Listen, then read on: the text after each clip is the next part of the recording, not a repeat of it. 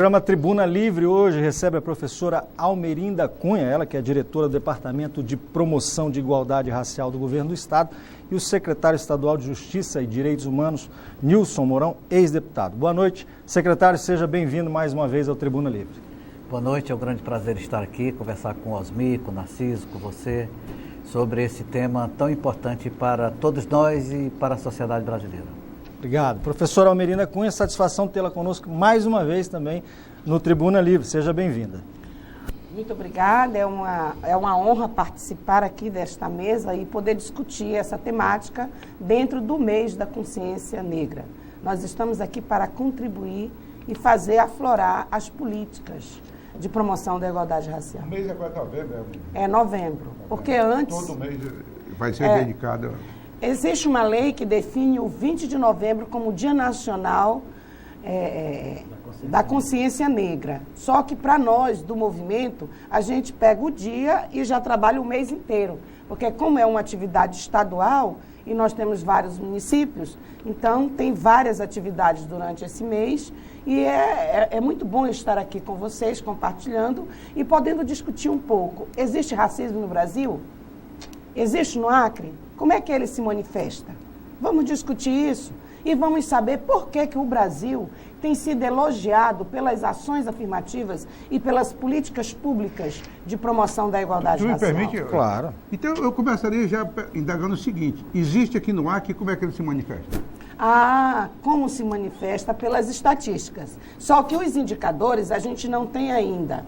Mas o IBGE, quando faz o censo, ele traz estudos e indicadores relevantes para nós. Mas hoje, os indicadores que a gente tem é do nacional. Por exemplo, o Ministério da Saúde traz aqui indicadores graves do racismo que existe com relação à situação da mulher negra, que é a que mais morre na situação de parto, das crianças negras, que também são as que mais morrem. Está aí o programa do governo federal, Juventude Viva, para evitar o genocídio da nossa juventude e também em outras situações e agravos de doenças prevalentes da população negra. Inclusive, existe uma política nacional de saúde integral da população negra, com um plano diretor que vai até 2015, de 2012 a 2015,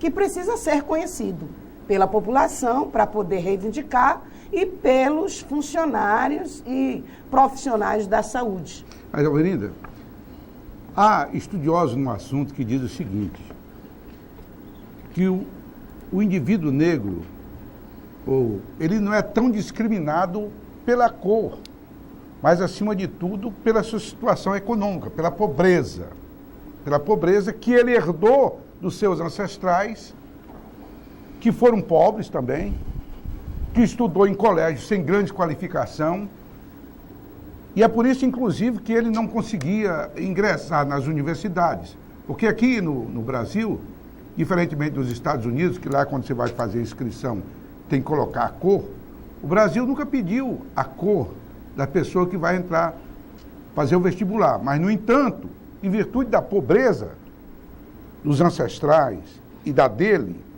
ele nunca teve condições de ter um estudo melhor. Você concorda com essa tese? Não concordo. E o movimento negro já evidenciou, através de literatura, e já houve pesquisa nesse sentido, que mesmo os que são ricos, porque existem negros ricos, claro, mesmo os que são ricos, mesmo os que são famosos, mesmo que são cheios de dinheiro, são discriminados pela cor. Então, tem pobre negro e tem branco negro, pobre também. Mas a discriminação racial, ela ultrapassa a questão econômica. Ela ultrapassa. Por quê? Você já ouviu, Osmir, um comentário dizendo: eu não tenho nada contra negro, só não quero que entre na minha família. Eu não tenho nada contra preto, eu tenho até um amigo preto. Agora, tem um negro ali querendo casar com a minha filha. Isso não, peraí. Você tem que saber qual é o lugar dele. Então, isso é por causa de questão econômica? Não. Esse é um preconceito racial, de desvalorização de um povo que vem... Secretário, eu vou advertir para o senhor aqui, com todo respeito, que se nós não entrarmos nesse debate, o Osmir Alderino não vai deixar de falar, tá? Por quê? Essa preocupação. Mas, Osmir e demais amigos, o Brasil, apesar de ter tido um período prolongado de escravos, né, com o final da escravatura, cresceu no Brasil uma interpretação sobre isso, que foi a de Gilberto Freire, grande sociólogo brasileiro, um nordestino de primeira linha, onde ele traçou então os rumos de interpretação desse fato. O Brasil é um país cordial. O Brasil é um país da cordialidade. Sendo o país da cordialidade, isso foi fundamentado por ele e tal, ele, na verdade, passou uma borracha no problema da escravidão e na discriminação racial, né? No racismo existente no Brasil. Essa interpretação se prolongou até os dias de hoje. É por isso que se diz, no Brasil não tem racismo, no Brasil todo mundo é cordial, não é como nos outros países. Eu admito assim, que de fato é um pouco diferente, muito embora hoje nós estamos assistindo a alguns fatos preocupantes. Nós não tínhamos realmente expressões assim públicas de racismo intolerante, como nós estamos vendo agora. Em estádio de futebol, jogando banana para os jogadores, fazendo imitações de macaco. E agora com essa atriz, Thaís Araújo, uma mulher grande artista da televisão brasileira, ela no seu Facebook foi atacada por algumas pessoas por conta da sua cor. Porque bonita ela é. Muito. Então não tem como criar problema. Aquela que faz o Tempo. A Moça do Tempo. A Moça do Tempo, lá da Globo também. Moça do Tempo. Maju. Ela também foi atacada. Mas a Thaís tomou uma decisão histórica. Ela foi na Polícia Federal, fez a denúncia, a Polícia Federal está investigando todos aqueles que atacaram o seu Facebook. Agora deixa eu fazer uma pergunta para Almerino. o seguinte, Almerinda. Eu queria que você pudesse deixar mais ou menos claro o que é preconceito, discriminação e segregação. Eu tenho uma avaliação sobre o que seja cada um deles. Na minha impressão, a discriminação é filho do preconceito e a segregação filho da discriminação. Você concorda com isso?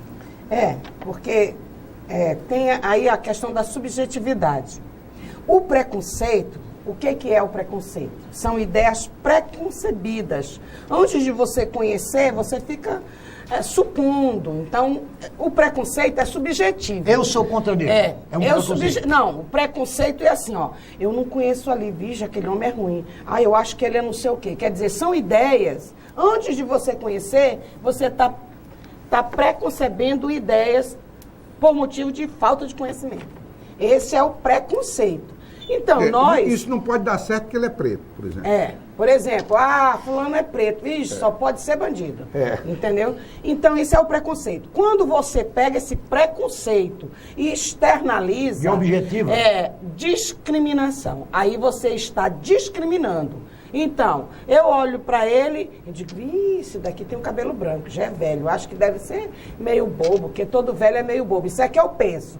Mas até aí... Você está falando com os meninos? Não, até aí é um preconceito. Agora, quando eu materializo e digo, vou abrir um concurso, mas você não entra porque você é velho, aí eu estou discriminando. Olha a diferença entre o preconceito e a discriminação. Já o racismo segregação. É a materialização, segregar, afastar, discriminar. Segregou. Quem está segregado não permite nem entrar. O que aconteceu na África do Sul na época do apartheid, é isso? Exatamente. O apartheid. Lá onde você tinha cantos que só podia entrar branco, cantos que só entravam os negros, e os negros eram proibidos. Ali era um apartheid, uma segregação não é só na África, não.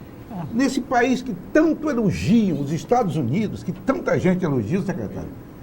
Por que apartheid pior do que tinha nos Estados Unidos, e ainda tem? E violenta. Você viu Ainda tem. recentemente? Arrastou a menina negra de dentro de sala de aula, Sim, o policial, vi lá. e saiu assim como se ela fosse um animal, um bicho Não, qualquer. nem animal, que ninguém trata animais Pois daquele jeito. justamente. O uso dos ônibus nos Estados Unidos. Mas Os negros não podiam se sentar. Isso é Só no banco traseiro. segregação. É, nos bancos traseiros. Nos bancos Se traseiros. tivesse vaga, Se né? tivesse vaga, sentar nos bancos traseiros. E os bancos da frente não podiam ser ocupados por negros. Até que uma senhora, chamada Rosa Parks, se levantou contra isso, criou um grande movimento, e aí os negros podem sentar em qualquer lugar, dentro dos ônibus. Mas Não, nós você- vemos, professora, por exemplo, que os negros nos Estados Unidos, de um modo geral, têm uma ascensão social muito maior do que a dos brasileiros. Ou seja, eles têm acesso aos cargos mais importantes de toda a atividade social. Exemplo do Barack Obama, que é negro, em relação aos brasileiros. Isso não estaria, já que o secretário puxou a questão da história, ligada à questão de como se deu a abolição da escravatura lá, através de uma guerra de secessão, da Guerra Civil Norte-Americana, e aqui, ao contrário, uma simples lei que foi assinada? E nós não estamos incorrendo nesse mesmo erro quando nós criamos leis? Há quem diga que é preferível o modelo de racismo dos Estados Unidos, que vai logo para o conflito armado e resolve, e outros que não, que o paraíso é o nosso, com o mito da democracia racial, que foi criado por Gilberto Freire no Casagrande Senzala.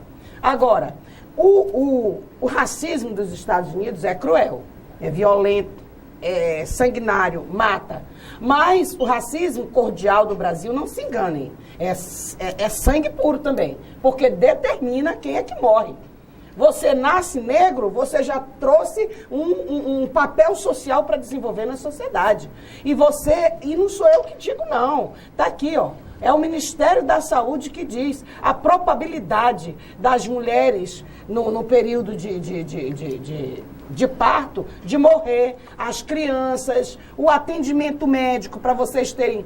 Uma mulher negra recebe menos tempo de atendimento médico que uma mulher branca, morre tantos % a mais, criança, mulheres. Então, o racismo é cruel. O genocídio da nossa população é cruel também. Se a gente for fazer o levantamento, e quanto ao item raça cosme, nós, do Movimento Negro, queremos que conste. Porque para trazer os indicadores para a mesa e para o debate. Porque se lá, na hora que a polícia mata ou morre por conflitos, fosse colocado, morreu um jovem de 14, 15 anos negro, aí você ia ter o indicador para saber como está sendo exterminada a população negra. Mas não tendo esse item raça-cor, fica tudo camuflado. No Brasil é tudo mil maravilha. Não é. No Brasil tem um racismo cruel, que mata, que não permite a sobrevivência. Deputado, eu assisti há uns dias atrás um debate sobre esse assunto, um jornalista de Brasília, no canal fechado, e onde uma procuradora, ela conceituava que o racismo no Brasil é fichinha, o preconceito racial é uma fichinha diante do preconceito social. E ela produziu uma frase que eu não me esqueci do seu teor. Ela disse que no Brasil, o filho do preto rico vira branco e o branco, o filho do pobre branco vira negro. Isso é uma forma de racismo. Que é uma forma de destacar o preconceito social. E eu chego a concordar com isso, porque quando o filho de um negro rico, e no Brasil tem negro rico, consegue estudar numa boa escola, fazer um curso médio bem feito, frequenta uma melhores faculdade universidades boa, ele ascende socialmente. E esse não é discriminado. Você concorda? Não. Não concorda? Não se deixem iludir pelas aparências. Não se deixem iludir pelas aparências. Não, isso não é aparência, é a realidade. Não, é assim, ó. O negro, ele vai até onde é possível o dinheiro comprar.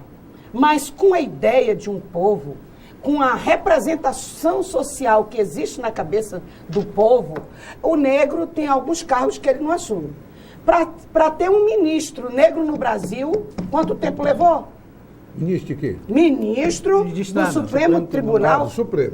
Supremo Tribunal. Porque Foi aí ministro o da Lula Assembleia que de Deus vai ter colocou. muito. Não é. Eu Ministro estou da falando, Assembleia de Joaquim Deus. Barbosa, por exemplo.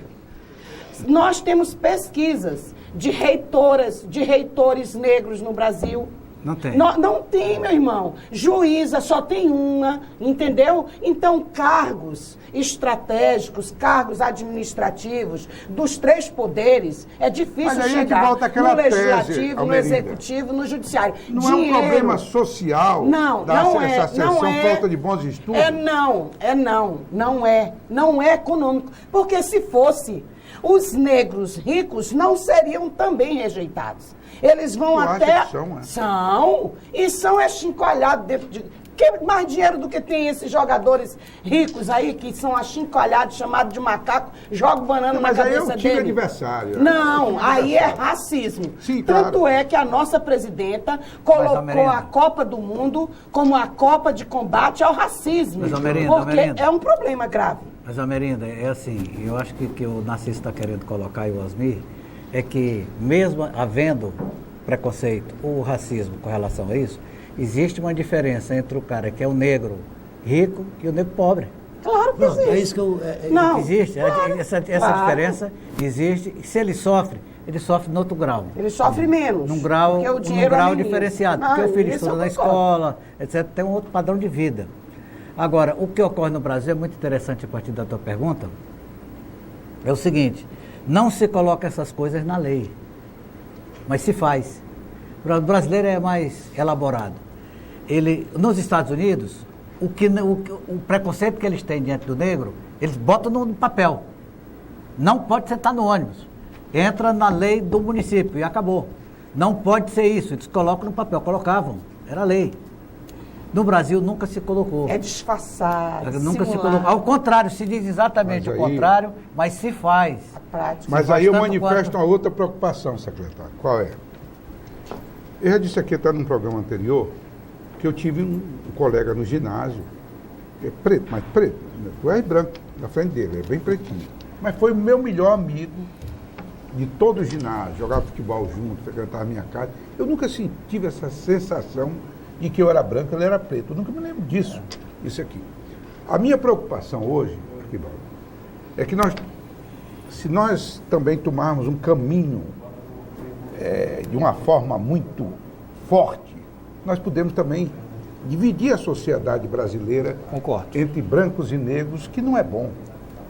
Que no passado nós não víamos isso. Eu estou falando de um passado recente, que é da minha adolescência, um cara novo aí, né, Narciso?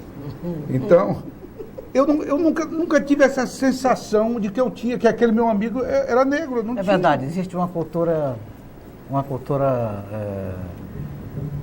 um pouco diferenciada nesse aspecto. Pois é, e me preocupa hoje à medida que se cria cotas, que nós vamos discutir, em Cotas. seguida cotas, e uma série de outras discriminações entre brancos e negros, que não se cria uma sociedade dividida. Eu tenho essa preocupação, Eu sinceramente. posso... Pode, claro. posso Eu acho falar assim, acho que sobre a gente isso? precisa superar o preconceito, superar o racismo e construir uma sociedade diversificada. Devemos construir uma sociedade diversificada em que todos são tratados com a mesma dignidade.